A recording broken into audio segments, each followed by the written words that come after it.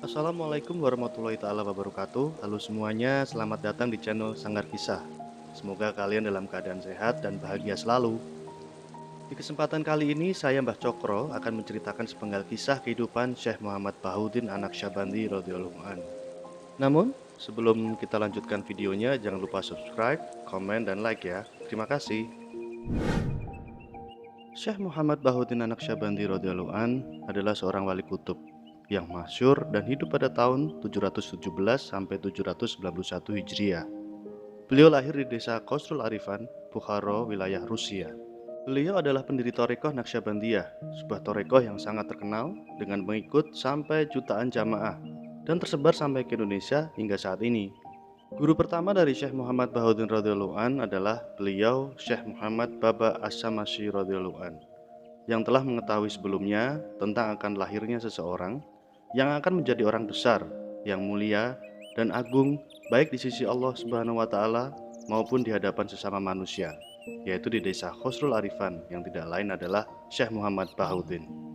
Di dalam asuhan, didikan dan gemblengan dari Syekh Muhammad Baba inilah Syekh Muhammad Bahuddin mencapai keberhasilan di dalam mendekatkan diri kepada Allah Subhanahu wa taala.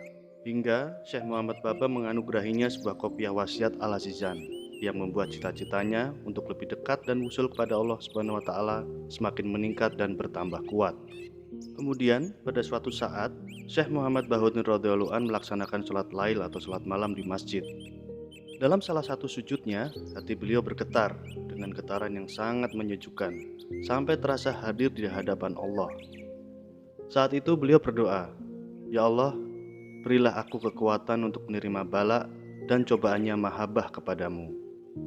Setelah subuh, Syekh Muhammad Baba yang memang seorang waliullah yang kasaf atau mengetahui yang gaib dan yang akan terjadi, berkata kepada Syekh Bahuddin, "Sebaiknya kamu dalam berdoa begini, Ya Allah, berilah aku apa saja yang kau ridhoi.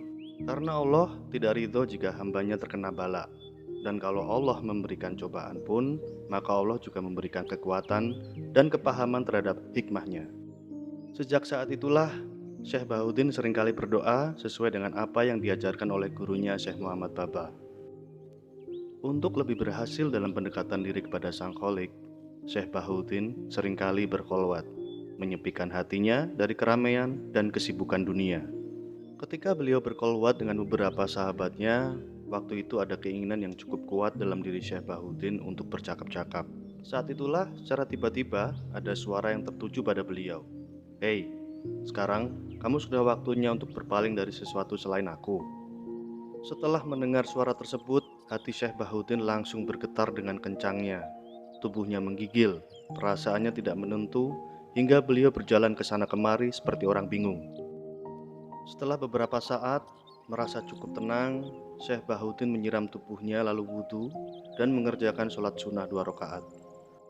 Dalam sholat inilah beliau merasakan kekusukan yang luar biasa, seolah-olah beliau berkomunikasi langsung dengan Allah Subhanahu wa Ta'ala. Saat Syekh Bahuddin mengalami jadab yang pertama kali, beliau mendengar suara. "Mengapa kamu menjalankan torik yang seperti itu?" "Biar tercapai tujuanku," jawab Syekh Muhammad Bahuddin. Kemudian terdengar lagi suara, "Jika demikian, maka semua perintahku harus dijalankan." Syekh Muhammad Bahuddin berkata, "Ya Allah, aku akan melaksanakan semampuku." Dan ternyata sampai 15 hari lamanya beliau masih merasa keberatan. Terus terdengar lagi suara, "Baiklah, sekarang apa yang ingin kamu tuju?" Syekh Bahuddin menjawab, "Aku ingin thariqah yang setiap orang bisa menjalankan dan bisa mudah wusul ilallah." Cerita pun berlanjut hingga pada suatu malam saat berziarah di makam Syekh Muhammad Wasi, beliau melihat lampunya kurang terang, padahal minyaknya masih banyak dan sumbunya juga masih panjang. Tak lama kemudian ada isyarat untuk pindah berziarah ke makam Syekh Ahmad Al-Farbuli. Tetapi di sini lampunya juga seperti tadi. Terus Syekh Bahuddin diajak oleh 2 orang ke makam Syekh Mudzakin. Di sini lampunya juga sama seperti tadi. Sampai tak terasa hati Syekh Bahuddin berkata, "Isyarat apakah ini?" Kemudian Syekh Bahuddin duduk menghadap kiblat sambil bertawajuh. Dan tanpa sadar beliau melihat pagar tembok terkuak secara perlahan-lahan.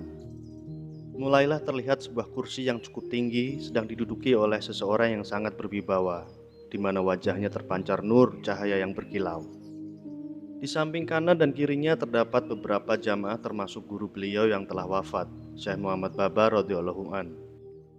Salah satu dari mereka berkata, orang mulia ini adalah Syekh Muhammad Abdul Khalik Al-Qudsdawani, dan yang lainnya adalah khalifah-khalifahnya.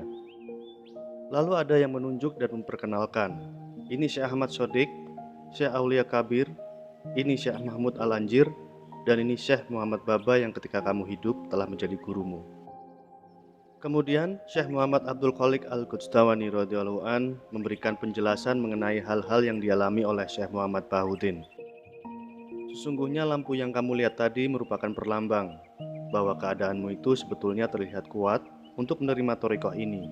Akan tetapi masih membutuhkan dan harus menambah kesungguhan sehingga betul-betul siap.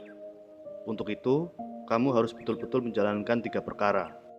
Perkara yang pertama adalah istiqomah mengukuhkan syariat. Perkara kedua adalah beramar ma'ruf nahi mungkar.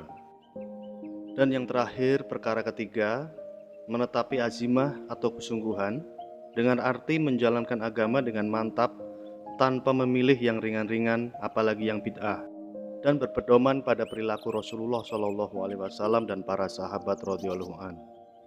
Kemudian, untuk membuktikan kebenaran pertemuan kasyaf ini, besok pagi berangkatlah kamu untuk sowan ke Syekh Maulana Syamsuddin Al-Yaquti. Di sana nanti aturkanlah kejadian pertemuan ini. Kemudian besok paginya berangkatlah lagi ke Said Amir Kilal di desa Nasaf dan bawalah kopiah wasiat Al-Azizan dan letakkanlah di hadapan beliau. Dan kamu tidak perlu berkata apa-apa, nanti beliau sudah tahu sendiri. Syekh Bahuddin setelah bertemu dengan Said Amir Kilal segera meletakkan kopiah wasiat Al-Azizan pemberian dari gurunya. Saat melihat kopiah wasiat Al-Azizan, Said Amir Kilal mengetahui bahwa orang yang ada di depannya adalah Syekh Bahuddin yang telah diwasiatkan oleh Syekh Muhammad Baba sebelum wafat untuk meneruskan mendidiknya. Syekh Bahuddin dididik pertama kali oleh Said Amir Kilal dengan qolwat selama 10 hari, dan selanjutnya zikir nafi isbat dengan sir atau rahasia.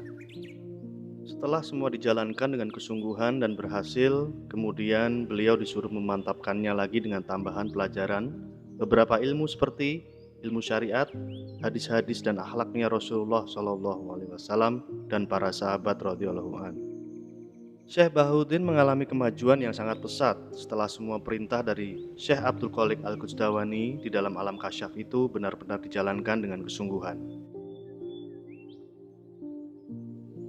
Jadi, thariqah Naqsyabandi itu jalur ke atas dari Syekh Muhammad Abdul Khalik Al-Qudsdawani, ke atasnya lagi dari Syekh Yusuf Al-Hamdani, seorang wali kutub masyhur sebelum Syekh Abdul Qadir Al-Jalani, lalu naiknya lagi melalui Syekh Abu Yazid Al-Bustami, dan naik sampai sahabat Abu Bakar Siddiq radhiyallahu an. Adapun zikir siri itu asalnya dari Syekh Muhammad Abdul Khalik Al-Qudsdawani radhiyallahu an yang mengaji tafsir di hadapan Syekh Sodruddin. Pada saat sampai kepada ayat, berdoalah kepada Tuhanmu dengan cara tadarru dan menyamarkan diri. Terima kasih sudah menonton dan menyimak kisah ini ya.